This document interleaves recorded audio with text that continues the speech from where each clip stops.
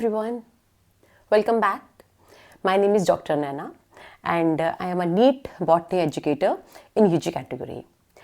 मैं ट्राई कर रही हूँ कि मैं रोज़ वीडियोस अपलोड करूँ बट अभी मुझसे हो नहीं पा रहा है. मैं फिर से ट्राई करूँगी बेटा मैं कि रोज़ आपके लिए एक नया टॉपिक का वीडियो अपलोड कर दूँ.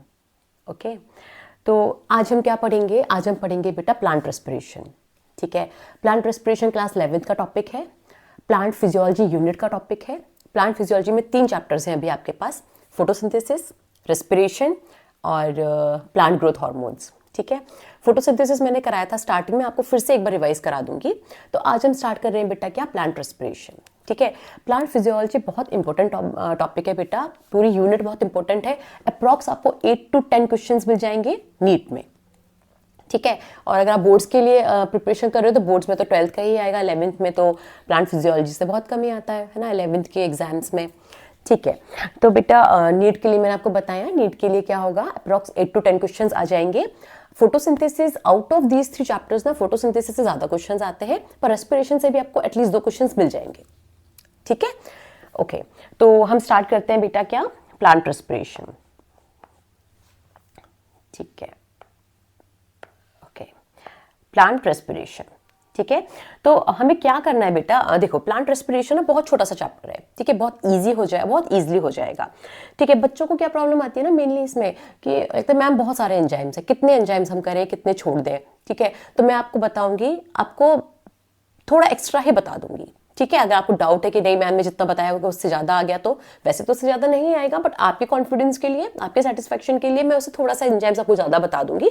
आप सिर्फ उतने ही एंजाइम्स कर लेना. ठीक है, उससे ज्यादा कहीं भी नहीं आएगा, ना ही बोर्ड्स में आपसे पूछा जाएगा और ना ही आपसे नीट में पूछा जाएगा. ठीक है बेटा, तो आप बिल्कुल भी परेशान मत होना. जितना एंजाइम्स है आपको कम से कम, अगर आप ये लेक्चर कर लेते हो तो आपके सारे एंजाइम्स हो जाएंगे.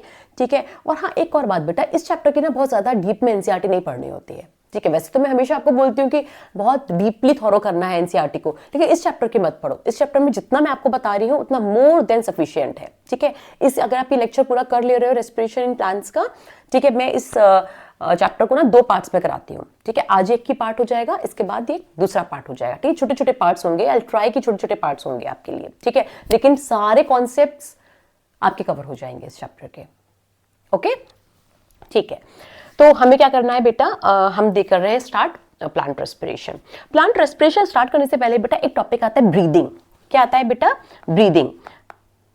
ठीक है, व्हाट इज ब्रीदिंग? ब्रीदिंग क्या होता है और ब्रीदिंग को हम कैसे रिलेट करते हैं रेस्पिरेशन से? देखो ब्रीदिंग क्या होता है ना बेटा, ब्रीदिंग एक मैकेनिकल प्रोसेस है. मैकेनिकल मतलब inhale oxygen and exhale carbon dioxide. ठीक है, दिस इज जस्ट ब्रीदिंग.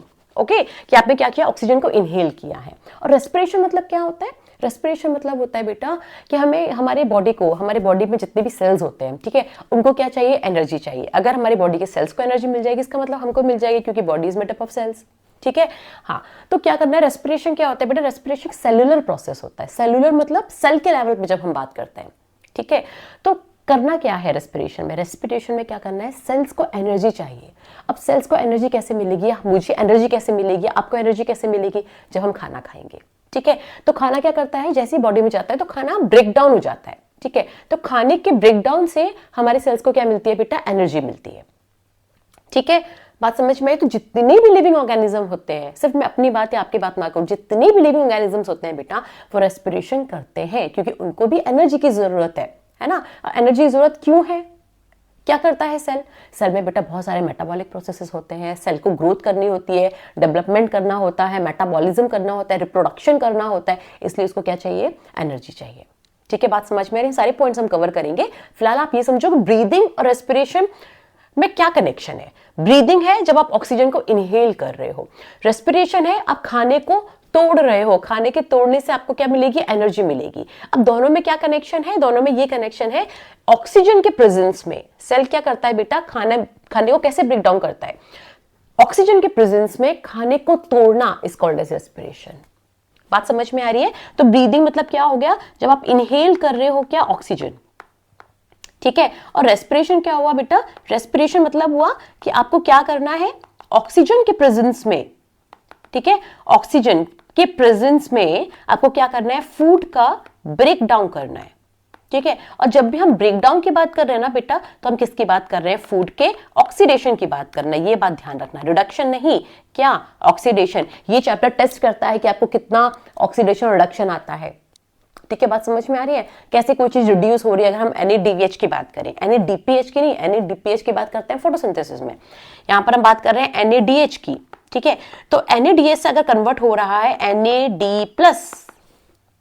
ठीक है, बात समझ में आ रही है? तो इसका क्या हो रहा है बेटा? यहाँ रिडक्शन हो रहा है, ऑक्सीडेशन हो रहा है? यहाँ पर क्या हो रहा है बेटा? ऑक्सीडेशन हो रहा है। कैसे कह सकते हैं कि हाइड्रोजन का क्या हो रहा है बेटा? रिमूवल हो रहा है। मैंने तो ऐसे याद किया था, मुझे भी नहीं समझ में आता था रिडक्शन और ऑक्सीडेशन, है ना। तो मैं देखती थी जब भी क्या हुआ है, अगर हाइड्रोजन ऐड हुई है, ठीक है, अगर आप कहते हो कि कार्बन डाइऑक्साइड कन्वर्ट हो गया किसमें? C6H12O6 में, है ना। तो यहाँ पे कोई हाइड्रोजन है? नहीं है। क्या यहाँ हाइड्रोजन है? तो इसका मतलब क्या हुआ है? हाइड्रोजन ऐड हुई है बेटा, है ना, ऐड हुई है। तो ये प्रोसेस क्या हो जाएगी बेटा? आपकी रिडक्शन प्रोसेस।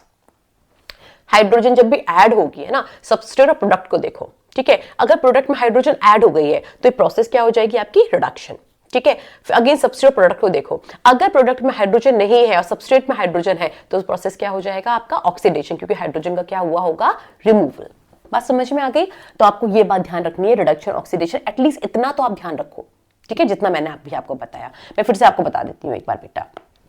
देखो, अगर आप बोल रहे हो कि रिडक्शन हो रहा है, ठीक है, तो रिडक्शन कैसे होता है बेटा? जब भी हाइड्रोजन ऐड हो रही है, ठीक है, हाइड्रोजन ऐड हो रही है। एक चीज याद रख लो, या तो हाइड्रोजन का एडिशन हो रहा है या फिर हाइड्रोजन का रिमूवल हो रहा है। हाइड्रोजन ऐड हो रही है। हाइड्रोजन ऐड कैसे होती है? फोटोसिंथेसिस की रिएक्शन याद करो आप। फोटोसिंथेसिस की रिएक्शन क्या थी? कार्बन डाइऑक्साइड, अब मैं इसको बैलेंस नहीं कर रही हूँ, just giving you an example. Carbon dioxide plus water क्या मिलकर बनाता था बेटा? Glucose, C6H12O6 plus oxygen. ठीक है, मैंने आपका बेसिक मेन कंपोनेंट्स ले लिए। ठीक है, यहां पर कार्बन डाइऑक्साइड में क्या है? हाइड्रोजन है? नहीं है। तो ये कार्बन डाइऑक्साइड का क्या हो रहा है? अगर मैं यहां पर कहूं तो ये हो रहा है बेटा रिडक्शन। ठीक है, इसी प्रोसेस में मैं आपको ऑक्सीडेशन दिखाती हूँ। वाटर, वाटर का देखो, वाटर से क्या हुआ? ऑक्सीजन मिला। यस, जो ऑक्सीजन आती है फोटोसिंथेसिस में बेटा, वो कहां से आती है? वाटर से आती है, ना कि कार्बन डाइऑक्साइड से आती है। जबकि दोनों में ऑक्सीजन है, लेकिन ऑक्सीजन कहां से रिमूव होती है बेटा? वाटर से। कार्बन डाइऑक्साइड टोटल क्या मिलकर बना देता है? ग्लूकोज बना देता है। ठीक है, तो हाइड्रोजन का यहाँ पर क्या हो रहा है बेटा? सॉरी, वाटर मॉलिक्यूल का यहाँ पर क्या हो रहा है बेटा? ऑक्सीडेशन हो रहा है। ठीक है, अब आप देखो सबस्ट्रेट में यहाँ पर हाइड्रोजन है, यहाँ पर हाइड्रोजन नहीं है ना। तो हाइड्रोजन का यहाँ पर क्या हो गया बेटा? इस कैटेगरी में हाइड्रोजन का रिमूवल हो गया। जब हाइड्रोजन रिमूव हो जाएगी तो वो प्रोसेस क्या हो जाएगी? आपकी ऑक्सीडेशन। ठीक है, ठीक है, चलो हमने इतना कर लिया। आपका ये समझ में आ गया कि ब्रीदिंग और रेस्पिरेशन में क्या डिफरेंस है। ब्रीदिंग में क्या चाहिए आपको? ब्रीदिंग में बेटा आपको ऑक्सीजन आपको इनहेल करनी है। ठीक है, आप क्या ले रहे हो? ऑक्सीजन ले रहे हो। रेस्पिरेशन में क्या करोगे? फूड को तोड़ोगे, है ना, खाने का क्या करोगे? ऑक्सीडेशन करोगे। याद रखना, फूड का क्या करेंगे बेटा? हम ऑक्सीडेशन करेंगे, है ना, ऑक्सीडेशन करेंगे इन प्रेजेंस ऑफ ऑक्सीजन। ठीक है, इन प्रेजेंस ऑफ ऑक्सीजन। तो ये बात हो गई, दोनों में ये सिमिलैरिटी और कंपैरिजन हो गया। ठीक है बेटा, ठीक है। तो अब हम ये बात करते हैं बेटा कि क्या सारे लिविंग सेल्स जो होते हैं वो रेस्पायर करते हैं?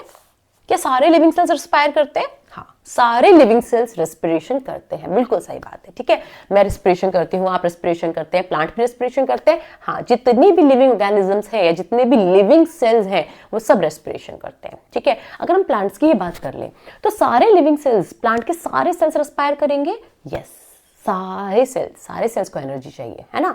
अच्छा, क्या प्लांट्स के सारे सेल्स फोटोसिंथेसिस करेंगे? क्या प्लांट्स के सारे सेल्स जो होते हैं वो ऑटोट्रॉफ्स होते हैं? नहीं, प्लांट्स के सारे सेल्स जो होते हैं बेटा वो ऑटोट्रॉफ्स नहीं होते। इसका मतलब सारे सेल्स फोटोसिंथेसिस नहीं करते। ठीक है, दो बातें समझना, सारे सेल्स रेस्पिरेशन करेंगे पर सारे सेल्स फोटोसिंथेसिस नहीं करेंगे। क्यों नहीं करेंगे? कुछ सेल्स ऐसे होते हैं जहां पर डायरेक्ट सनलाइट नहीं पहुंचती, है ना। जैसा स्टेम होता है, ये स्टेम, ठीक है, फॉर एग्जाम्पल ये देखो, जैसे ये क्या है? आपका ट्री है।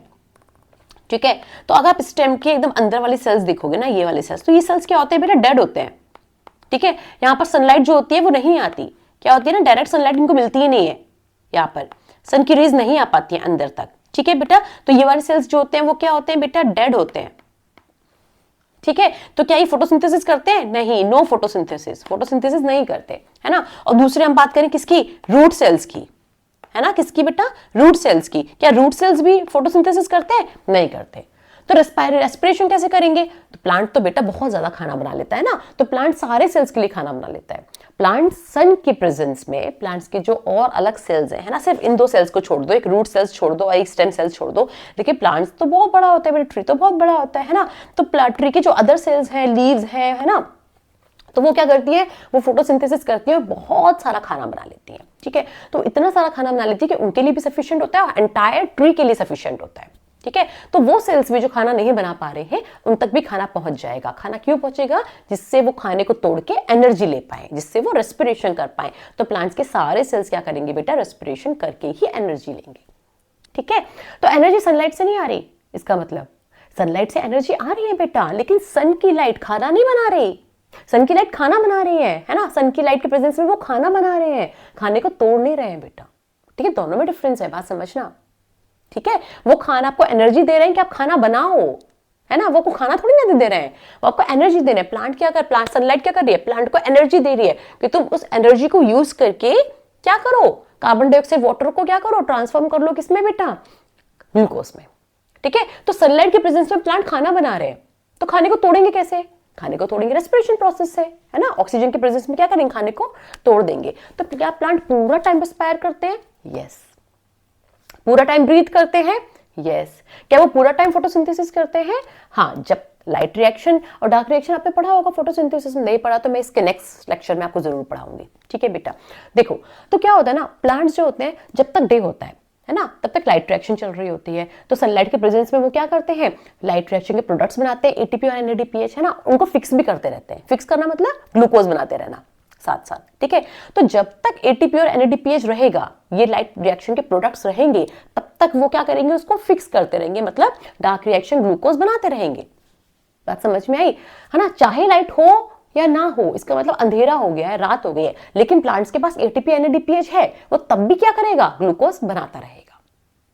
ठीक है, अब एटीपी एनएडीपीएच खत्म हो जाएगा तो फिर वो फिक्स नहीं कर पाएगा कार्बन डाइऑक्साइड को, है ना। कार्बन डाइऑक्साइड तो वो क्या करेगा? कार्बन डाइऑक्साइड तो स्टोमेटा से आ जा रही है ना बेटा, स्टोमेटा तो ओपन है, स्टोमेटा से तो आती जाती रहेगी। ठीक है, चलो तो हमने ये देख लिया बेटा। ठीक है, तो अगर हम क्वेश्चन पूछे कि सारे सेल्स क्या रेस्पिरेशन करते हैं, प्लांट के सारे सेल्स रेस्पिरेशन करेंगे? Yes ma'am, all plant cells respire.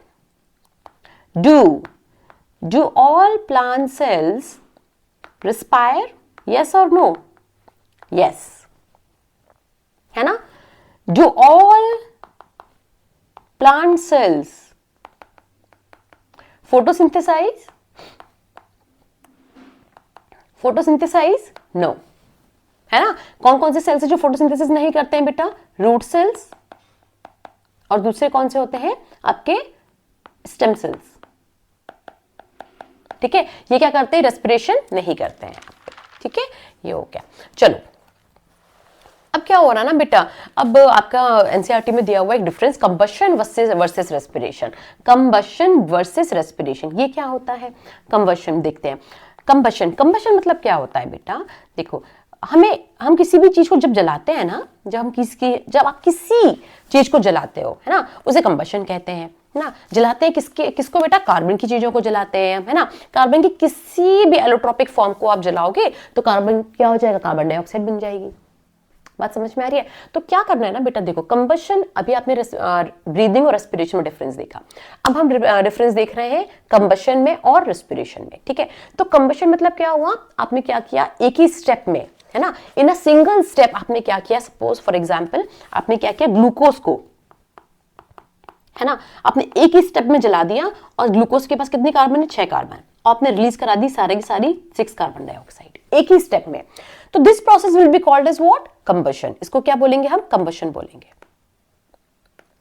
ठीक है, इसको हमने कंबशन कह दिया। ठीक है मैम, ओके। दूसरा, अगर आप क्या करो ना बेटा, अगर आप स्टेप बाय स्टेप ना, जो होता है किसमें? रेस्पिरेशन में, है ना, जो किसमें होता है बेटा? हम रेस्पिरेशन की बात करें, है ना, जो रेस्पिरेशन में होता है। रेस्पिरेशन में क्या होता है बेटा कि हम सेल में होते हैं, मैंने बोला था सेलुलर होता है बेटा, है ना, सेल में होता है, सेल के अंदर होता है, और स्टेप वाइज प्रोसेस होता है। Step wise process, what do you mean by step wise process? Step wise process मतलब ये हुआ बेटा कि जैसे आप ये देखो कि आपके पास क्या है ना, कि आपके पास, हम ग्लूकोज की बात कर रहे हैं अगर, ठीक है, अगर हम ग्लूकोज की बात कर रहे हैं तो ग्लूकोज क्या होता है बेटा, 6 कार्बन मॉलिक्यूल होता है मैम, 3 4 5 6, और ग्लूकोज के पास क्या होता है बेटा, अल्कोहल ग्रुप होता है। ठीक है, तो सबसे पहले आप क्या करोगे ना, इस अल्कोहल ग्रुप को कन्वर्ट करोगे किसमें, हमें ऑक्सीडेशन करना है बेटा, है ना, तो इसको आप कन्वर्ट करोगे किसमें, COOH में। ठीक है, उसके बाद आप इसको कन्वर्ट करोगे किसमें, पहले हमने एसिड में कन्वर्ट कर दिया और फिर हम क्या करेंगे, इसको कन्वर्ट कर देंगे बेटा किसमें, कार्बन डाइऑक्साइड में, है ना। फिर हम इसको इस 6 वाले कार्बन को किसमें कन्वर्ट कर देंगे बेटा, कार्बन डाइऑक्साइड में। तो आप क्या कर रहे हो बेटा, आप धीरे धीरे धीरे धीरे क्या कर रहे हो, आप धीरे धीरे धीरे धीरे क्या कर रहे हो, ऑक्सीडेशन कर रहे हो, है ना। और ऑक्सीडेशन से आप क्या बना रहे हो, कार्बन डाइऑक्साइड मॉलिक्यूल बना रहे हो, है ना। कितने बनाओगे बेटा, 6 CO2 बनाओगे, है ना। तो धीरे धीरे क्या करना, ऑक्सीडेशन करना और पूरे 6 कार्बन ग्लूकोज को आपको कन्वर्ट कर देना है किसमें, 6 कार्बन डाइऑक्साइड में। ठीक है, तो इस प्रोसेस को हम क्या बोलेंगे बेटा, रेस्पिरेशन बोलेंगे। रेस्पिरेशन क्या होता है, स्टेप वाइज प्रोसेस होता है, धीरे धीरे धीरे 1 स्टेप 2 स्टेप 3 स्टेप, ऐसे स्टेप वाइज होता है। एक ही स्टेप में अगर आप कर दे रहे हो, जला दे रहे हो उसको, तो उसको बोलेंगे कंबशन। ठीक है बेटा, चलो नेक्स्ट हम बेटा पढ़ रहे हैं क्या, अब देखो इसमें 2-3 टर्मिनोलॉजीज आती हैं। क्या क्या टर्मिनोलॉजी आती है, जैसे अभी हम पहले पढ़ते हैं क्या, 3 चीजें होती हैं। पहला होता है बेटा क्या, कंप्लीट ऑक्सीडेशन। ठीक है, क्या होता है पहला, कंप्लीट ऑक्सीडेशन। ठीक है, दूसरा होता है क्या, इनकम्प्लीट ऑक्सीडेशन। ठीक है, this is very very important, you have to remember this, incomplete oxidation. ठीक है, थर्ड होता है क्या, पार्शियल ऑक्सीडेशन, पार्शियल ऑक्सीडेशन। ये 3 चीजें आपको समझना बहुत जरूरी है कि क्या होता है इन 3 चीजों में। कंप्लीट ऑक्सीडेशन मतलब क्या होता है ना, ग्लूकोज से क्या हो रहा है बेटा, ग्लूकोज से 6 कार्बन डाइऑक्साइड बन गया। ठीक है, अब हम कंबशन की बात नहीं कर रहे हैं बेटा, हम सिर्फ रेस्पिरेशन की बात करेंगे। ठीक है, अब देखो क्या हुआ ना बेटा, ग्लूकोज मॉलिक्यूल था। ठीक है, जब ग्लूकोज से आपने सीधे सीधे नहीं, स्टेप वाइज आपने क्या किया, 6 कार्बन डाइऑक्साइड बना दिए। ठीक है, कैसे बनेंगे ये भी हम आगे देखेंगे रेस्पिरेशन चैप्टर में, पूरा एंटायर चैप्टर पर चाहे भी, है ना। तो पूरा ग्लूकोज क्या हो गया बेटा, ऑक्सीडाइज हो गया, है ना। पूरे यहाँ पे भी 6 कार्बन थे और यहाँ पे भी आपने क्या हो गया, 6 कार्बन डाइऑक्साइड मिल गया हमको। ठीक है, तो इसको हम बोलेंगे क्या, complete oxidation. This process is called as complete oxidation.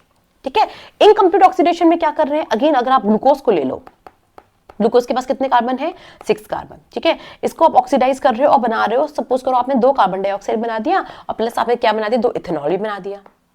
ठीक है, तो यहाँ पे कितने हो गए बेटा, 2 कार्बन ये हो गए और 2 इथेनॉल, 4 ये हो गए, है ना। तो यहाँ पर क्या हुआ कि आपको सारे ग्लूकोज से सारा कार्बन डाइऑक्साइड मिला, नहीं मिला, है ना। तो अब कार्बन डाइऑक्साइड साथ साथ इथेनॉल भी मिला, तो this is called as what, partial oxidation, incomplete oxidation. Partial oxidation मतलब क्या हुआ, जब आपने ग्लूकोज से बना दिया क्या, पायरुवेट, आपको कोई भी कार्बन डाइऑक्साइड नहीं मिली, this is called as partial oxidation. ध्यान रखना 3 चीजें हैं, complete oxidation, incomplete oxidation, partial oxidation. Complete oxidation जब पूरा का पूरा 6 कार्बन ग्लूकोज से आपको 6 कार्बन डाइऑक्साइड मिल जाए, यहाँ पर रोल सिर्फ कार्बन डाइऑक्साइड का है। ठीक है, इनकम्प्लीट मतलब थोड़ा कार्बन डाइऑक्साइड भी मिल रहा है पर कुछ और भी मिल रहा है ना। सारे 6 कार्बन ग्लूकोज से 6 कार्बन डाइऑक्साइड नहीं मिला, कुछ और भी मिला। पार्शियल, पार्शियल मतलब पार्शियल क्या हुआ, कुछ नहीं मिला आपको, कोई कार्बन डाइऑक्साइड नहीं मिली आपको। ग्लूकोज से क्या मिला आपको, पायरुवेट मिला, कोई भी कार्बन डाइऑक्साइड नहीं मिली। और ये प्रोसेस कहां होती है, जब ग्लूकोज से पायरुवेट मिलता है, इसी प्रोसेस को हम बोलते हैं क्या बेटा, ग्लाइकोलाइसिस। ठीक है, ये हो गया, इसी प्रोसेस को हम ग्लाइकोलाइसिस बोलते हैं। ठीक है, चलो हम आगे चलते हैं। ठीक है, इसके बाद आता है बेटा आपका क्या, देखो कुछ पॉइंट्स हम रिवाइज कर लेते हैं। रेस्पिरेशन मतलब क्या होता है, phenomena of release of energy by oxidation of various organic molecule for cellular use. Cellular use क्या होता है बेटा, ग्रोथ है, डेवलपमेंट है, मेंटेनेंस है और रिप्रोडक्शन है ना। हमें क्या करना है, रेस्पिरेशन मतलब क्या होता है, हमको एनर्जी चाहिए। हमें एनर्जी कैसे चाहिए, फूड को तोड़ने से चाहिए। फूड क्या होता है, ऑर्गेनिक मॉलिक्यूल। ऑर्गेनिक मॉलिक्यूल का आप क्या करोगे, ऑक्सीडेशन करोगे। ठीक है, ये हो गया। चलो ये कैसा होता है, एक्सर्गोनिक प्रोसेस। एक्सर्गोनिक प्रोसेस मतलब क्या होता है, जब एनर्जी रिलीज होती है। इसमें आप खाना क्यों खाते हो, जिससे कि आपकी सेल को एनर्जी मिले, है ना। तो एनर्जी मिले इसलिए क्या है, एक्सर्गोनिक प्रोसेस है। धीरे धीरे स्टेप वाइज हो रहा है, इसलिए क्या है बेटा, स्लो प्रोसेस है। एंजाइमेटिकली कंट्रोल्ड, वेरी इंपॉर्टेंट है ना। जितने स्टेप होते हैं ना बेटा, उतने ही एंजाइम्स भी होते हैं। अगर जैसे मैं आपको पहले बता रही हूँ ग्लाइकोलाइसिस, ग्लाइकोलाइसिस ना 10 स्टेप रिएक्शन है। तो अगर वो 10 स्टेप रिएक्शन है तो उसमें 10 एंजाइम्स भी अलग अलग इन्वॉल्व होंगे। अभी हम ग्लाइकोलाइसिस पढ़ेंगे तब मैं आपको बताऊंगी। एम्फीबॉलिक प्रोसेस है, वैसे तो मैंने उसको बताया था कैटाबॉलिक प्रोसेस है। कैटाबॉलिक मतलब जिसमें क्या हो रहा है, ब्रेक डाउन हो रहा है। किसका ब्रेक डाउन हो रहा है बेटा, फूड का, है ना। ब्रेक डाउन ऑफ फूड हो रहा है। लेकिन कहीं कहीं स्टेप पे क्या होता है, कुछ चीजें सिंथेसाइज भी होती है ना, तो उसको हम एनाबॉलिक भी बोल देते हैं। ठीक है, तो एंटायरली हम क्या बोलेंगे उसको, एम्फीबॉलिक, इसमें कैटाबॉलिज्म भी हो रहा है, एनाबॉलिज्म भी हो रहा है। ठीक है, next physiochemical process. Physiochemical process मतलब फिजियो में क्या हो रहा है, गैसियस एक्सचेंज हो रहा है। क्या हो रहा है, गैसियस एक्सचेंज हो रहा है।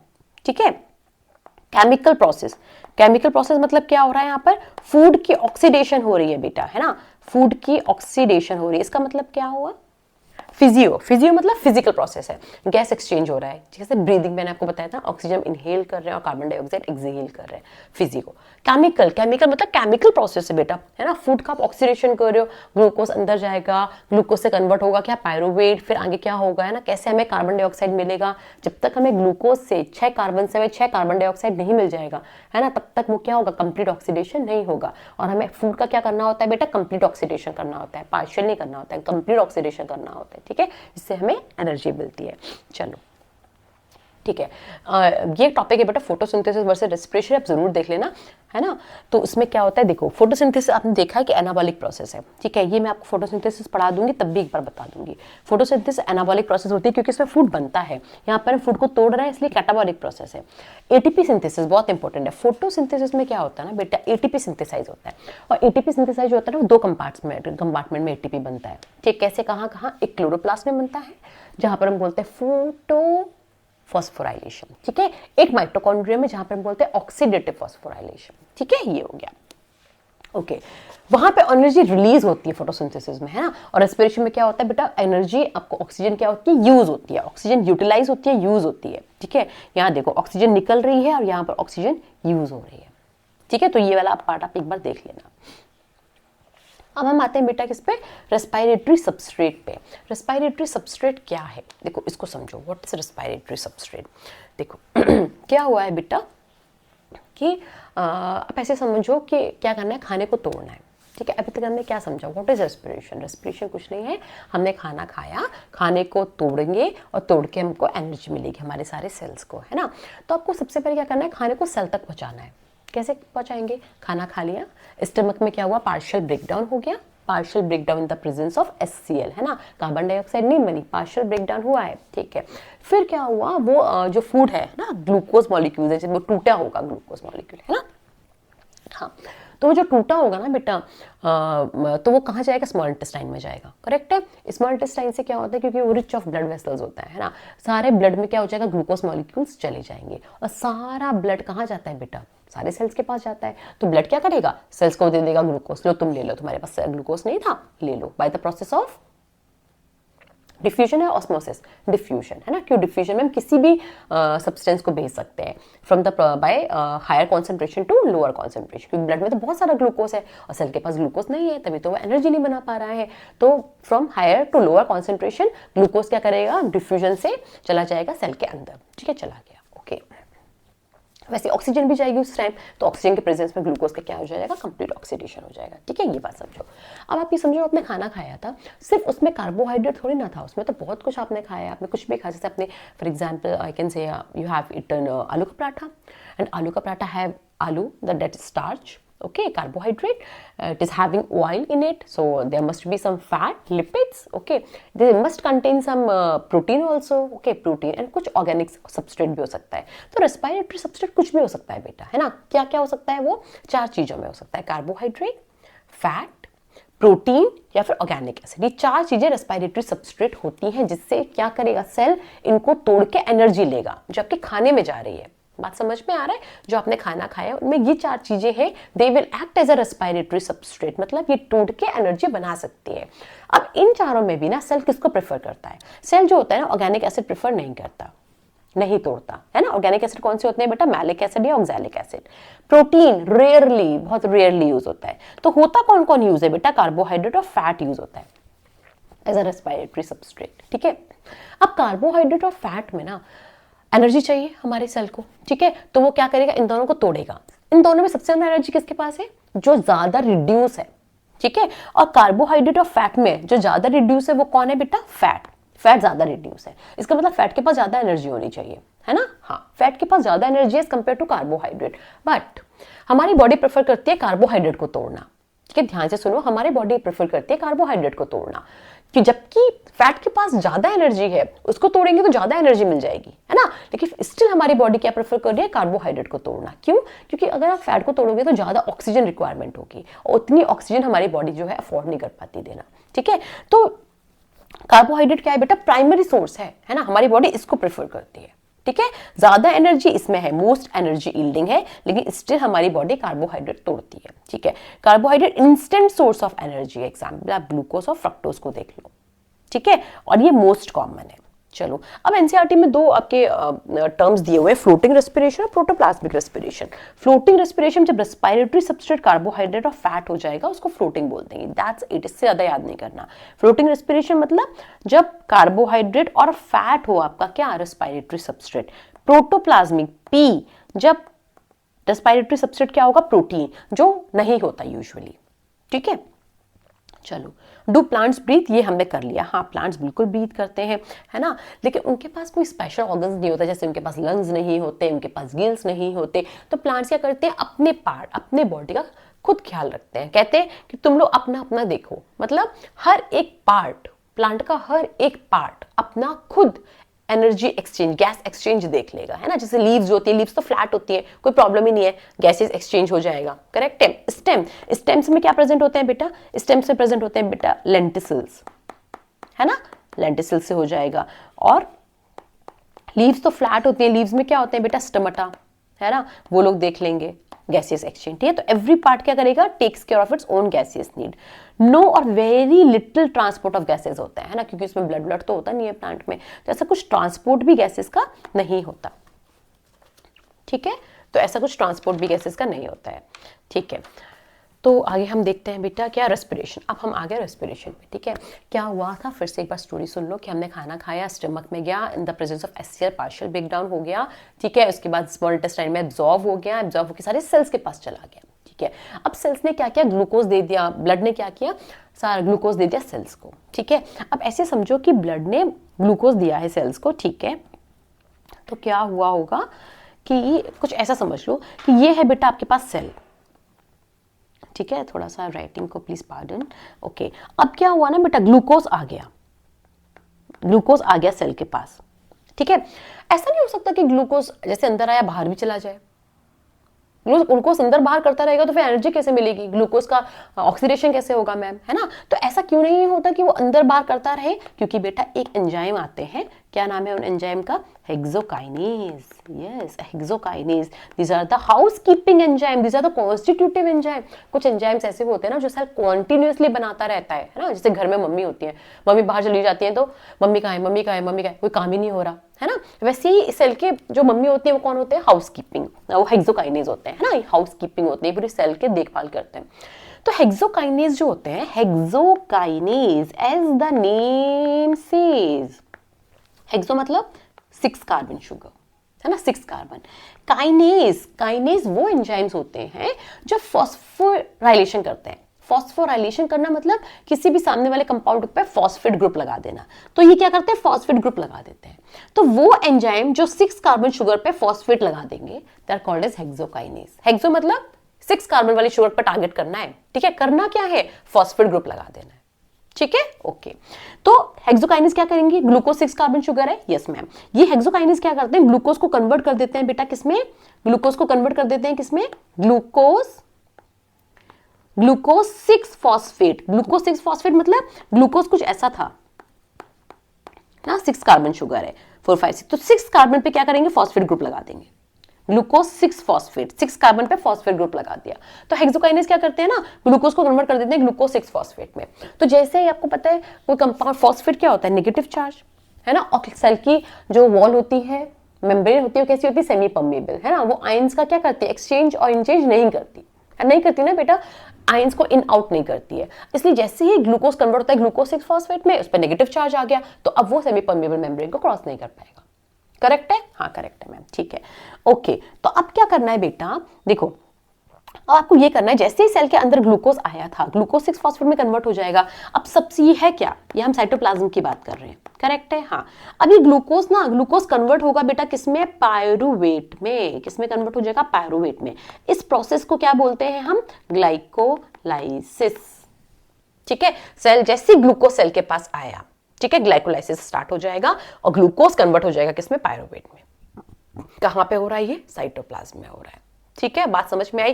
ग्लूकोज का पायरुवेट में कन्वर्ट होना, इसका पार्शियल ऑक्सीडेशन, कोई कार्बन डाइऑक्साइड रिलीज नहीं होती। अभी मैंने आपको बताया था ना, ग्लूकोज कन्वर्ट होगा पायरुवेट में, this is the partial oxidation of glucose. ठीक है, पहला स्टेप क्या है बेटा, आपका रेस्पिरेशन का पहला स्टेप है ग्लाइकोलाइसिस। पहला स्टेप है ग्लाइकोलाइसिस, जिसमें क्या होता है, ग्लूकोज कन्वर्ट होता है किसमें, पायरुवेट में। ठीक है, पायरुवेट में कन्वर्ट हो रहा है। ठीक है, फिर ये पायरुवेट क्या करता है बेटा, ये जो पायरुवेट है ना, मूव करके जाता है कहां पे, माइटोकॉन्ड्रिया में। ठीक है, और माइटोकॉन्ड्रिया में पायरुवेट से कन्वर्ट हो जाता है क्या बेटा, पूरा का पूरा कार्बन डाइऑक्साइड। ठीक है, अब आप देखो पूरा कार्बन डाइऑक्साइड मिल गया, तो क्या है, कंप्लीट ऑक्सीडेशन हो गया। हाँ मैम, कंप्लीट ऑक्सीडेशन हो गया। बात समझ में आ गई, हाँ मैम आ गई। ठीक है, तो ग्लाइकोलाइसिस कहां हो रहा है बेटा, साइटोप्लाज्म में। ठीक है, और पायरुवेट कार्बन डाइऑक्साइड में कन्वर्ट हो रहा है कहां पे, माइटोकॉन्ड्रिया में। इस साइकिल को क्या बोलते हैं बेटा, क्रेब्स साइकिल। क्या बोलते हैं, क्रेब्स साइकिल। ठीक है, ओके, तो इसका मतलब क्रेब्स साइकिल माइटोकॉन्ड्रिया में हो रही है और माइटोकॉन्ड्रिया में कार्बन डाइऑक्साइड रिलीज हो रहा है ना। तो जो आप एक्सहेल करते हो कार्बन डाइऑक्साइड, वो कहां से आता है, हमारे सेल्स के माइटोकॉन्ड्रिया से आता है। ठीक है, आप ऑक्सीजन लेके जा रहे हो, ऑक्सीजन का यूज क्या था, माइटोकॉन्ड्रिया में यूज होगा, है ना, माइटोकॉन्ड्रिया में यूज होगा। माइटोकॉन्ड्रिया में ये पायरुवेट से कन्वर्ट हो जाएगा क्या, कार्बन डाइऑक्साइड। ठीक है, बात समझ में आई। और वहीं पर क्या हो जाएगा, कार्बन डाइऑक्साइड रिलीज हो रही है बहुत सारी, तो आप कार्बन डाइऑक्साइड एक्सहेल कर दोगे। ठीक है, तो हमने ऑक्सीजन ली क्यों थी, जिससे आपने फूड को तोड़ा था, पायरुवेट को तोड़ा था, और यहाँ पे बहुत सारी एटीपी बन जाएगा। इस प्रोसेस में बहुत सारा एटीपी बनता है। आपका काम क्या था, एनर्जी बनाना ना बेटा, तो एनर्जी बन गई। Mitochondria is called as powerhouse of the cell. Correct है, that's why, that is the reason it is called as powerhouse of the cell, क्योंकि वहां पे पायरुवेट कन्वर्ट होता है, कंप्लीट ऑक्सीडेशन कन्वर्ट होके carbon dioxide में हो जाता है, बहुत सारा आपको एटीपी मिलता है। ठीक है, चलो, तो अब हम क्या पढ़ रहे हैं बेटा, हम पढ़ रहे हैं ग्लाइकोलाइसिस। ठीक है, तो स्टार्ट करते हैं हम ग्लाइकोलाइसिस। ग्लाइकोलाइसिस में देखते हैं क्या होता है।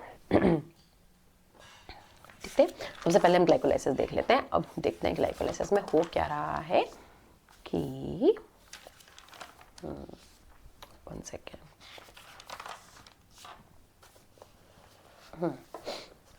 चलो देखो, हम स्टेप बाय स्टेप पढ़ेंगे बेटा। ठीक है, और बहुत इजी रिएक्शन मैं आपको तुरंत आज ही याद करा दूंगी, अभी याद करा दूंगी। ठीक है, देखो क्या होता है। सबसे पहले मैंने आपको बताया सेल में कौन एंटर किया बेटा, ग्लूकोज एंटर किया। ठीक है, तो ये लो आपका ग्लूकोज एंटर हो गया। ठीक है, ग्लूकोज में हमने बताया था जब भी ग्लूकोज एंटर होगा तो कौन सा एंजाइम वर्क करेंगे, एंजाइम्स हम बाद में लिखेंगे। ठीक है, ग्लूकोज किस में कन्वर्ट हो जाएगा बेटा, ग्लूकोज 6 फॉस्फेट में। किस में कन्वर्ट हो जाएगा, ग्लूकोज 6 फॉस्फेट में। ठीक है, ग्लूकोज 6 फॉस्फेट कन्वर्ट हो जाएगा किसमें, आपका फ्रक्टोज 6 फॉस्फेट में। ठीक है, फ्रक्टोज 6 फॉस्फेट कन्वर्ट हो जाएगा किसमें, आपका fructose 1,6 bis phosphate. Bis phosphate अलग अलग कार्बन पे है ना, एक होता है बाइफॉस्फेट, एक होता है बिस फॉस्फेट। ठीक है, तो ओके, आपको याद करना है, यस याद करना है। ग्लूकोज कन्वर्ट हुआ ग्लूकोज 6 फॉस्फेट में, ग्लूकोज 6 फॉस्फेट कन्वर्ट हुआ फ्रक्टोज 6 फॉस्फेट में, फ्रक्टोज 6 फॉस्फेट कन्वर्ट हुआ फ्रक्टोज 1,6 बिस फॉस्फेट में। यहां तक का रिएक्शन है। ठीक है, एंजाइम्स देखते हैं इनके।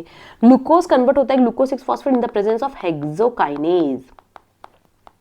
ठीक है, जितने एंजाइम्स आपको याद रखने हैं मैं सिर्फ आपको वही लिखवाऊंगी। ठीक है, ग्लाइकोलाइसिस के आप सिर्फ 4 एंजाइम्स याद करोगे। ठीक, कौन कौन से करोगे मैं आपको बताती हूँ। ठीक है, ओके, फ्रक्टोज 6 फॉस्फेट, यहाँ का कुछ नहीं याद करना आपको, ये आइसोमेरेज है।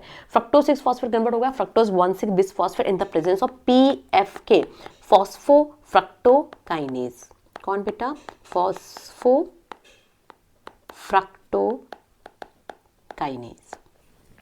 ठीक है, ये हो गया, ये कन्वर्ट हो गया किसमें, फ्रक्टोज 1,6 बिस फॉस्फेट में। अब फ्रक्टोज 1,6 बिस फॉस्फेट जो होता है वो बेटा 2 में डिवाइड होता है। ठीक है, ये देखो, एक कन्वर्ट होता है आपका ग्लीसर एल्डिहाइड 3 फॉस्फेट। ठीक है, एक कन्वर्ट होता है आपका di hydroxy acetone phosphate, DHAP। ठीक है, अब क्योंकि DHAP की ना बाद में कोई भी एंजाइम्स नहीं है जो इसका ऑक्सीडेशन कर पाए, इसलिए DHAP और ये दोनों क्या होते हैं, इंटर कन्वर्टेबल होते हैं। DHAP वापस में ग्लिसर एल्डिहाइड 3 फॉस्फेट में ही क्या हो जाएगा बेटा, कन्वर्ट हो जाएगा। ठीक है, तो रिएक्शन यहीं से डबल चलेंगी। ठीक है, ओके, अब आप ग्लिसर एल्डिहाइड 3 फॉस्फेट को देखो। ग्लिसर एल्डिहाइड 3 फॉस्फेट जो होगा ना बेटा, वो कन्वर्ट हो जाएगा आपका किसमें, वेट, दूसरी रिएक्शन देखते हैं।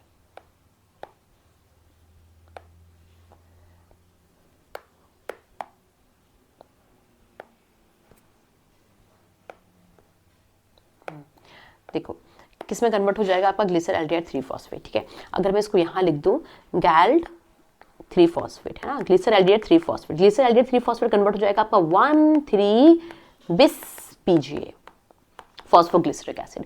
1,3-bis PGA कन्वर्ट हो जाएगा आपका 3 PGA में, 3 PGA कन्वर्ट हो जाएगा आपका 2 PGA में, 2 PGA कन्वर्ट होगा आपका PEP में, और PEP कन्वर्ट हो जाएगा आपका क्या, पायरोवेट में। मैं ये याद रखना है, हाँ बेटा याद रखना है, this is very easy. Again देखो याद करो मेरे साथ याद कर लो। क्या हुआ है, ग्लूकोज कन्वर्ट हुआ ग्लूकोज 6-फॉस्फेट, ग्लूकोज 6-फॉस्फेट कन्वर्ट हुआ फ्रक्टोज 6-फॉस्फेट, फ्रक्टोज 6-फॉस्फेट कन्वर्ट हुआ फ्रक्टोज 1,6-bis फॉस्फेट, ठीक है, यहां तक समझ में आ गया। नाउ फ्रक्टोज 1,6-bis फॉस्फेट दो में डिवाइड हो गया, एक हो गया आपका ग्लिसरॉल्डिहाइड 3-फॉस्फेट, एक हो गया आपका DHAP डाइहाइड्रोक्सी एसीटोन फॉस्फेट, ठीक है। नाउ ग्लिसरॉल्डिहाइड 3-फॉस्फेट अगेन कन्वर्ट होगा किसमें, 1,3-bis PGA में, 1,3-bis PGA, 1,3-bis PGA यहां से तो बहुत आसान है, 3 PGA, 2 PGA, PEP pyruvate, okay. 1,3-bis PGA convert होगा 3 PGA, 2 PGA, PEP और पायरोवेट, ठीक है। आप ऐसे ही याद रखो बेटा, कोई निमोनिक मत यूज करो, ठीक है, अदरवाइज आप कंफ्यूज हो जाओगे। चलो अब हम इसके एंजाइम्स देखना, इसमें भी आपको सिर्फ 2 एंजाइम्स याद रखने हैं। ग्लिसरॉल्डिहाइड 3-फॉस्फेट में एंजाइम आता है आपका गैल्ड डिहाइड्रोजनेज, ठीक है, कौन, ग्लिसरॉल्डिहाइड डिहाइड्रोजनेज, ठीक है, एक तो ये हो गया, ठीक है। एक आपका यहां पर आते बेटा, वहां PF के थे, यहां आता है PGK फॉस्फोग्लिसरेट काइनेज, ठीक है, और एक लास्ट वाला याद कर लेना, दैट इज पायरोवेट काइनेज, ठीक है। This is enough, more than enough, इससे ज्यादा आपका नहीं आएगा, ठीक है। This is the entire glycolysis. कितने स्टेप थे बेटा, 10 स्टेप्स हैं। देखना कौन कौन से 10 स्टेप्स हैं बेटा, मैं आपको भी दिखाती हूँ। देखो 10 स्टेप्स देख लें। चलो पहला step, first, second, third, fourth, fifth, okay, 6, 7, 8, 9 and 10, ठीक है। तो ग्लाइकोलाइसिस 10 स्टेप रिएक्शन है जिसमें 10 एंजाइम्स की जरूरत होगी, लेकिन आपको 10 के 10 एंजाइम्स याद नहीं रखने। आपको कितने एंजाइम्स याद रखने बेटा, जितने मैंने ये 5 लिखवाए इतने याद कर लो, दैट्स इनफ, ठीक है। हेक्सोकाइनेज क्या करेगा, मैंने आपको बताया था, हेक्सोकाइनेज क्या करता है बेटा, फॉस्फोराइलेशन करता है। अब यहाँ पर बहुत इंपॉर्टेंट बात ये आती है कि यहाँ पर क्या होता है बेटा, एक ATP यूज होता है। अभी तो मैम आपने बोला कि हम एनर्जी बनाएंगे, पहले तो एनर्जी यूज हो रही है, कोई बात नहीं, अभी आप देखो ATP यूज होता है तो ADP plus inorganic phosphate convert हो जाता है, ठीक है, एनर्जी इसको दे देगा। हेक्सोकाइनेज को एनर्जी चाहिए होती है फॉस्फेट ग्रुप लगाने के लिए, ठीक, फॉस्फोराइलेशन करने के लिए। एक तो ATP यहां यूज हो गया, एक और बेटा फॉस्फोफ्रक्टोकाइनेज है, ये भी एक ATP यूज करता है और कन्वर्ट करता है फिर से किसमें, ADP प्लस इनऑर्गेनिक फॉस्फेट में, ठीक है। बात समझ में आ गई। 2 ATP यूज हो रहे हैं, कहां, एक हेक्सोकाइनेज में फर्स्ट स्टेप में, और एक कौन से स्टेप में, थर्ड स्टेप में। बहुत जरूरी, आपको बहुत ध्यान रखना है ATP कौन कौन से स्टेप पे यूज हो रहा है, उनके एंजाइम्स क्या क्या हैं, पहले स्टेप में और थर्ड स्टेप में, हेक्सोकाइनेज में और फॉस्फोफ्रक्टोकाइनेज में। तो इतना ये वाला जो आपका प्रोसेस होता है ना, ये वाला, ठीक है, यहां तक, इसको बोलते हैं क्या, एनर्जी इन्वेस्टमेंट फेज। क्या बोलते हैं इसको, एनर्जी इन्वेस्टमेंट फेज, क्योंकि यहां पर एनर्जी इन्वेस्ट हो रही है, ठीक है। नेक्स्ट ये वाला जो होता है फेज, ये पूरा आपका क्या होता है, एनर्जी कंजर्विंग फेज। यहां पर एनर्जी बन रही है, कहां कहां बनेगी देखो, अभी एनर्जी कंजर्विंग फेज, ठीक है। पहला डिहाइड्रोजनेज है, आपको यहां क्या मिलेगा, आपको यहां मिलेगा एक NADH, not NADPH, NADPH photosynthesis में मिलता था, P मतलब फोटो सनलाइट, है ना। दूसरा PGK, एक ATP मिलेगा आपको यहां पर, दिस इज फॉस्फोग्लिसरेट काइनेज, जहां जहां काइनेजेस है ना वहां वहां ATP है, ऐसे याद रखना। एक ATP आपको मिलेगा पायरुवेट काइनेज में, बस हो गया, ठीक है। जो 5 एंजाइम्स मैंने आपको बताया है ना, आप उन्हीं 5 एंजाइम्स में आपको ATP और NADH भी है, ठीक है। स्टार्टिंग के 2 एंजाइम्स वहां ATP यूज हो रहा है, बाकी के 3 एंजाइम्स है वहां पर आप देखो, पहले में NADH बन रहा है, उसके तुरंत बाद ATP बन रहा है, और एक सबसे लास्ट में बन रहा है, ऐसे याद रख लेना, ठीक है। यहां पर NADH बन रहा है, यहां ATP बन रहा है, और एक पायरुवेट काइनेज बन रहा है, ऐसे हो रही है 3 चीजें, ठीक है। तो इतना बेटा आपको याद रखना ही पड़ेगा, है ना। सीधे सीधे आपसे स्टेप से क्वेश्चन पूछ लेंगे, ठीक है। तो जो ATP बना, पहला जो ATP बना उसको बोलते हैं बेटा क्या, फर्स्ट सबस्ट्रेट लेवल फॉस्फोराइलेशन, ठीक है। और जो दूसरा ATP बना उसको बोलते हैं क्या, सेकेंड सबस्ट्रेट लेवल फॉस्फोराइलेशन, बात समझ में आ रही है? सबस्ट्रेट लेवल फॉस्फोराइलेशन क्या होता है मैं भी आपको बताऊंगी, अभी फिलहाल आप इतना समझ लो। फर्स्ट सबस्ट्रेट लेवल फॉस्फोराइलेशन कहाँ हुआ है, कौन से स्टेप पे हुआ है बेटा, जहां पर एंजाइम वर्क कर रहा है फॉस्फोग्लिसरेट काइनेज। स्टेप नंबर क्या है आपका, स्टेप नंबर है 7, ठीक है। दूसरा सेकंड सबस्ट्रेट लेवल फॉस्फोराइलेशन कहाँ हुआ, लास्ट स्टेप पे, जो स्टेप नंबर है 10, और कौन सा एंजाइम है, पायरुवेट काइनेज। ये आपको ध्यान रखना है, ठीक है। चलो तो अब आप ये देखो कि टोटल नेट कितना एटीपी मिला आपको। आप देखो स्टार्टिंग में आपके 2 एटीपी खर्च हुए हैं, ठीक है, और यहां कितना एटीपी बना है। एक तो ये रिएक्शन चल रही थी, एक तो यहां से रिएक्शन चलेगी, एक यहां से भी रिएक्शन चलेगी, है ना। तो यहां से जब रिएक्शन चल रही थी तो कितने एटीपी मिले, 1 एटीपी 2 एटीपी, है ना। ये तो यहां आपको कितने मिल गए, 2 एटीपी, ठीक है। यहां से भी कितने एटीपी मिलेंगे बेटा, सेम रिएक्शन चलेगी तो 2 एटीपी मिल जाएंगे। कितने एटीपी हो गए टोटल, 4, और 4 में से ऊपर वाले 2 माइनस कर दो तो कितने मिल जाएंगे आपको, नेट 2 एटीपी। नेट आपको कितना मिल गया, 2 एटीपी मिल गया। ये क्लियर है, हो गया। नेट एटीपी आपको कितना मिला बेटा, नेट एटीपी मिला है आपको, नेट इज इक्वल टू कितना एटीपी और कितना एनएडीएच मिला। एनएडीएच तो कहीं भी खर्च नहीं हुआ था, तो एक एनएडीएच ये मिला और पैरेलल में जो बगल में दूसरी रिएक्शन चल रही थी वो भी मिल गया। तो नेट कितना हो गया, 2 एटीपी और 2 एनएडीएच। ये बात समझ में आई या नहीं, बताओ बेटा। अब इसको एक बार रिवाइज कर लो। देखो इसको हम ग्लाइकोलाइसिस को हम also called as what, EMP pathway, also called as what, EMP pathway. ये 3 साइंटिस्ट थे बेटा, एम्डन, मेयरहॉफ और पारनास पाथवे, ठीक है। तो उनके नाम पर ही एम्डन ईएमपी पाथवे हो गया। ग्लाइको मतलब ग्लूकोस, है ना, लाइसिस मतलब तोड़ना है ना, उसको ब्रेक डाउन करना है, तो ग्लूकोज के ब्रेक डाउन को क्या बोलते हैं, ग्लाइकोलाइसिस। 10 लीनियर स्टेप्स में होगी, कहां पर होगी बेटा, साइटोप्लाज्म में, ये हमें पता है। सारे ऑर्गेनिजम्स में होती है, ये लाइन में आपको बाद में समझाऊंगी, ठीक है। ये दोनों ऑपरेट्स इन बोथ। चलो अगर ग्लाइकोलाइसिस हुआ, ठीक है बेटा, अगर हम ग्लाइकोलाइसिस से स्टार्ट करें, इसका क्या मतलब हुआ, देखो इसे समझो। अगर हम एनिमल्स की बात कर रहे हैं ना बेटा, अगर हम एनिमल्स की बात कर रहे हैं तो हमारे पास सबस्ट्रेट क्या है, ग्लूकोज है, ठीक है। लेकिन अगर आप प्लांट्स की बात करो तो प्लांट्स के पास जो ट्रैवल करता है, ट्रांसपोर्ट होता है, वो क्या होता है बेटा, सुक्रोज होता है ना। और सुक्रोज क्या होता है, एक डायासैकेराइड होता है, जो किससे बना होता है, ग्लूकोज से बना होता है और फ्रक्टोज से बना होता है, ठीक है। ग्लूकोज से बनेगा और फ्रक्टोज से बनेगा, सेम। तो होगा क्या बेटा, अगेन ग्लूकोज से भी रिएक्शन चलेगी, जो अभी हमने ग्लाइकोलाइसिस पढ़ा, और फ्रक्टोज से भी चलेगी, है ना, सेम, बस कुछ भी डिफरेंस नहीं है बेटा। ग्लूकोज कन्वर्ट होता है ग्लूकोज 6 फॉस्फेट में, है ना, फ्रक्टोज भी कन्वर्ट हो जाएगा किसमें, फ्रक्टोज 6 फॉस्फेट में।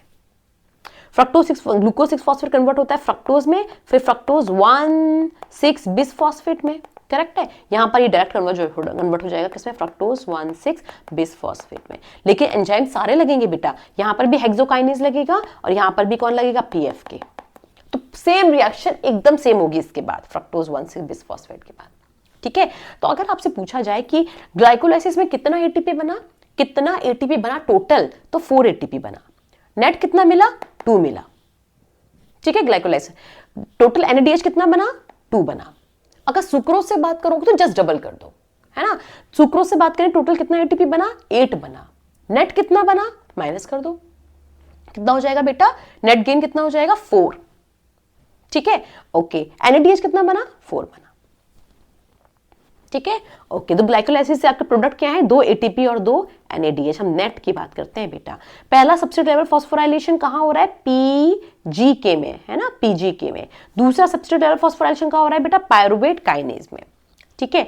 Okay, pacemaker enzyme of glycolysis. देखो अभी हमने क्या बात किया था बेटा, हमने बात किया था हाउसकीपिंग एंजाइम का, है ना। सेल के लिए जो एंजाइम जरूरी है, ग्लाइकोलाइसिस की बात नहीं कर रहे हम, सेल की बात कर रहे हैं। सेल के लिए जरूरी है जो है हेक्सोकाइनेज। अगर आप सिर्फ ग्लाइकोलाइसिस की बात करो, ग्लाइकोलाइसिस का मेन रेगुलेटरी एंजाइम हेक्सोकाइनेज नहीं है, कौन है, फॉस्फोफ्रक्टोकाइनेज। फॉस्फोफ्रक्टोकाइनेज क्यों, क्योंकि आप ये देखो, कभी कभी रिएक्शन ग्लूकोज से भी स्टार्ट होती है, कभी कभी रिएक्शन फ्रक्टोज से भी स्टार्ट होती है ना बेटा। हो सकता है कभी फ्रक्टोज एंटर कर रहा हो सेल में, तो फ्रक्टोज एंटर करेगा, लेकिन इन दोनों के लिए ये तो पीएफके जो है वो तो कॉमन है ना बेटा, फॉस्फोफ्रक्टोकाइनेज, है ना, फॉस्फोफ्रक्टोकाइनेज तो कॉमन है। ओके, तो इसीलिए जो ये है ना बेटा, ये क्या है, वो आपका मेन रेगुलेटरी एंजाइम है, ठीक है।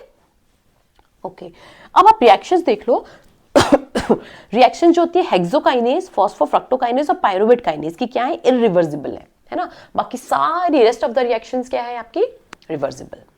ठीक है, सिर्फ 3 की देखना, हेक्सोकाइनेज, फॉस्फोफ्रक्टोकाइनेज और पायरुवेट काइनेज का मतलब फर्स्ट, थर्ड और 10th, है ना, ये क्या है, इरिवर्सिबल है, बाकी सारी क्या है आपकी रिवर्सिबल। तो हमारा ग्लाइकोलाइसिस खत्म हो गया बेटा। ग्लाइकोलाइसिस में सिर्फ इतना था, मुझे आपको बताना था सबस्ट्रेट लेवल फॉस्फोराइलेशन। देखो सबस्ट्रेट लेवल फॉस्फोराइलेशन मतलब क्या होता है, सबस्ट्रेट लेवल फॉस्फोराइलेशन में ये होता है बेटा कि आप ये देखते हो कि एटीपी कैसे बना, है ना, एटीपी का सिंथेसिस, हम क्या देख रहे हैं, एटीपी का सिंथेसिस।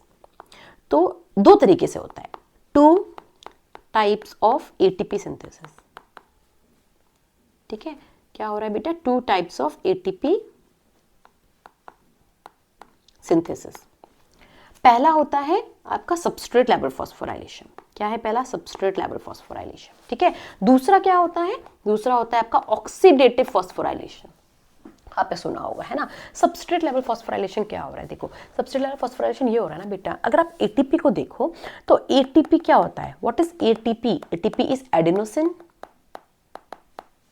एडेनोसिन ट्राइफॉस्फेट, है ना, एडेनोसिन ट्राइफॉस्फेट, ये हो गया। ठीक है, अगर आप इसका स्ट्रक्चर बनाओगे तो आपका स्ट्रक्चर कुछ इस तरीके से बनता है, this is a sugar molecule और यहां लगा होता है एडेनिन, ठीक है, और यहां क्या लगा होता है बेटा, CH2, यहां पे लगा होता है फॉस्फेट, 2 फॉस्फेट। ठीक है, ट्राइफॉस्फेट मतलब 3 फॉस्फेट्स है ना। तो ये तो हमने स्ट्रक्चर बनाया किसका, ADP का। अगर आप ADP पे इनऑर्गेनिक फॉस्फेट जोड़ दोगे तो आपका बन जाएगा क्या, ATP। ऐसा होता है एटीपी का synthesis, ADP plus inorganic phosphate gives ATP. ये है आपका एडीपी का structure, this is the structure of ADP. ठीक है, उसमें एक शुगर मॉलिक्यूल है, नाइट्रोजनस बेस है और फॉस्फेट है। ये जब आप मॉलिक्यूलर बायोलॉजी पढ़ते हैं ना क्लास 12th में, है ना, उसमें आता है डीएनए के स्ट्रक्चर में। ठीक है, तो मैं आपको समझाने की ये कोशिश कर रही हूं बेटा कि जैसे ये स्ट्रक्चर था ना, ठीक है, यहाँ पर क्या लगा था आपका फॉस्फेट ग्रुप, है ना, ये था फॉस्फेट ग्रुप। अब बस इसमें एक और फॉस्फेट ऐड हो जाएगा, है ना, इनऑर्गेनिक फॉस्फेट वाला, ये वाला एक और फॉस्फेट ऐड हो जाएगा तो बन जाएगा आपका एटीपी, है ना, यही हो जाएगा आपका क्या, एटीपी। ये हो गया आपका एटीपी का स्ट्रक्चर। अब एटीपी के स्ट्रक्चर में होता क्या है कि एटीपी के स्ट्रक्चर में जो बॉन्ड्स होते हैं ना बेटा, ये होते हैं हाई एनर्जी बॉन्ड्स, है ना। एनर्जी कहाँ होती है, यहीं पर ही एनर्जी होती है एटीपी में। बात समझ में है, जब ये बॉन्ड्स बनते हैं तो यहाँ पे एनर्जी स्टोर हो जाती है, और जैसे ही एटीपी का आप ब्रेक डाउन करोगे, ATP is what, ATP is energy currency of cell. Energy currency, currency मतलब जब जरूरत होगी तभी हम निकालेंगे बाहर, वरना हम रखे रहेंगे जेब में, करेक्ट है ना। तो जब जरूरत होगी एनर्जी की तो हम एटीपी को तोड़ देंगे, जब एटीपी टूटेगा तो ये बॉन्ड्स टूटेंगे, और ये बॉन्ड्स टूटेंगे तो एनर्जी मिलेगी, है ना, बॉडी को क्या मिलेगी, एनर्जी मिलेगी। तो एनर्जी कहाँ स्टोर होती है बेटा, ये हाई एनर्जी बॉन्ड्स होते हैं, these are the high energy bonds. और एनर्जी कहाँ स्टोर होती है बेटा, इन्हीं फॉस्फेट में एनर्जी स्टोर होती है। ठीक है, बात समझ में आ गई। तो अब बनना कैसे है ये देखो, अब हमें ये देख रहे हैं कि कैसे हो रहा था सबस्ट्रेट लेवल फॉस्फोराइलेशन, आपका कैसे हो रहा था। सबस्ट्रेट लेवल फॉस्फोराइलेशन बेटा कुछ इस तरीके से हो रहा होगा, जैसे आप ये समझो कि हम अभी देख रहे थे, अभी हमने क्या बनाया था, PEP, है ना, क्या था, फॉस्फोइनॉल पायरुवेट, प्लस क्या कर रहा था वहां पर ATP एक बन रहा था, है ना। ATP कैसे बन रहा होगा वहां पर देखो, अभी हमने ATP वाला रिएक्शन कहाँ गई, देखो अभी हम देखते हैं फिर से, मैम दोबारा से बना देती है ना, दोबारा से बना देती हूँ। देखो बेटा क्या हुआ है, हमने क्या देखा था, जैसे ही कन्वर्ट हो रहा था PEP किस में कन्वर्ट हो रहा था, पायरुवेट में, है ना। हमने कुछ अभी लास्ट वाला हम देख रहे थे, यहाँ पर एंजाइम था पायरुवेट काइनेज, यहाँ पर क्या हो रहा था, एक ATP यहाँ पर बेटा बन रहा था, है ना, एक ATP बन रहा था, किससे बन रहा था, ADP से। ADP प्लस इनऑर्गेनिक फॉस्फेट मिलके बना रहे थे क्या, ATP। तो हम यही वाला प्रोसेस देख रहे हैं कि ये कैसे बन रहा होगा। तो जो PEP है ना, PEP के साथ कौन जुड़ेगा आपका, BDP क्या जुड़ेगा, ADP और प्लस इनऑर्गेनिक फॉस्फेट, ये जुड़ जाएगा। ठीक है, और बना देगा क्या, आपका ATP बना देगा। तो जो फॉस्फोइनॉल पायरुवेट है ना, इसके पास क्या है बेटा, इसके पास क्या है, इसको हटा देते हैं इनऑर्गेनिक फॉस्फेट को ना बेटा, हाँ, तो इसके पास क्या है बेटा, जो PEP है इसके पास क्या है, PEP है, इसके पास फॉस्फोइनॉल पायरुवेट है, इसके पास फॉस्फेट है ना। तो जो PEP का जो फॉस्फेट होगा वो इस ADP के साथ जुड़ जाएगा।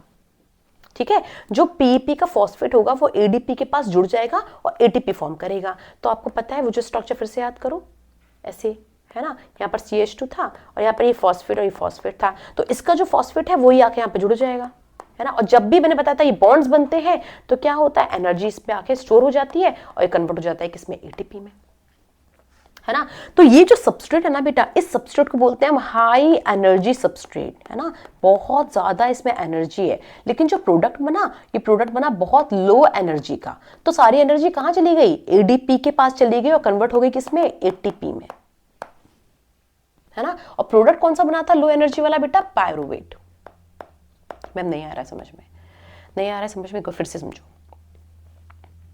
देखो फिर से देखो क्या मतलब था, मैम क्या कह रही थी, मैं आपसे ये कहना चाह रही हूँ कि सबस्ट्रेट लेवल फॉस्फोराइलेशन क्या है। सबस्ट्रेट लेवल फॉस्फोराइलेशन ये है कि फॉस्फोइनोल पायरुवेट, है ना, किससे ज्वाइन कर रहा है, ADP से, और बना रहा है क्या आपका पायरुवेट। ये बात आपको लास्ट वाली समझ में आई, हाँ मैम, ADP उसमें कन्वर्ट हो रहा है किसमें, ATP में, और PEP कन्वर्ट हो जा रहा है पायरुवेट में। तो जो PEP है ना, ये आपका बहुत हाई एनर्जी सबस्ट्रेट है।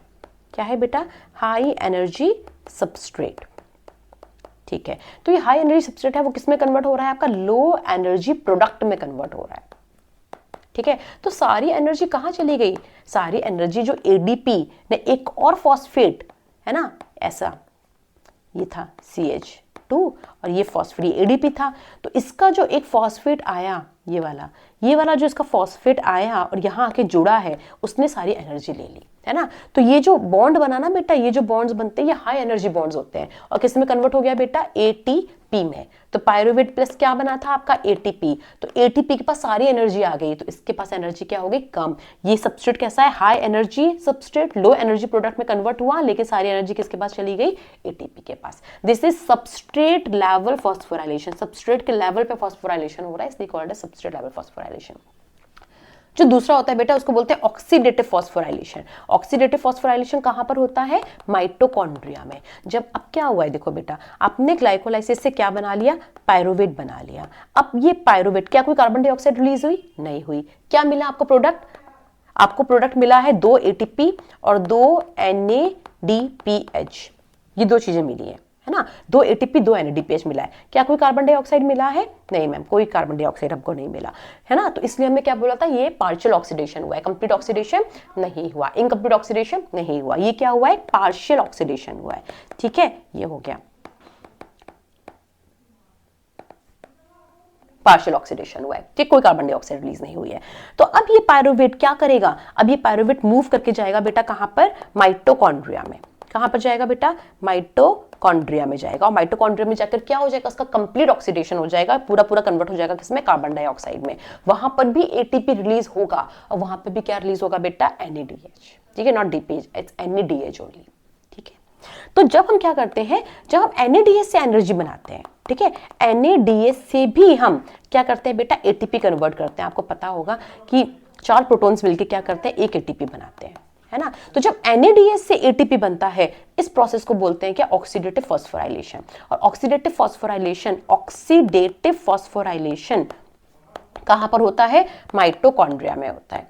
ऑक्सीडेटिव फॉस्फोराइलेशन कहां पर होता है, माइटोकॉन्ड्रिया में होता है ना। किसके प्रेजेंस में होता है बेटा, ऑक्सीजन के प्रेजेंस में होता है, ठीक है। ऑक्सीडेटिव मतलब क्या हो रहा होगा, ऑक्सीडेशन हो रहा होगा। किसका ऑक्सीडेशन होगा, NADH और FADH2।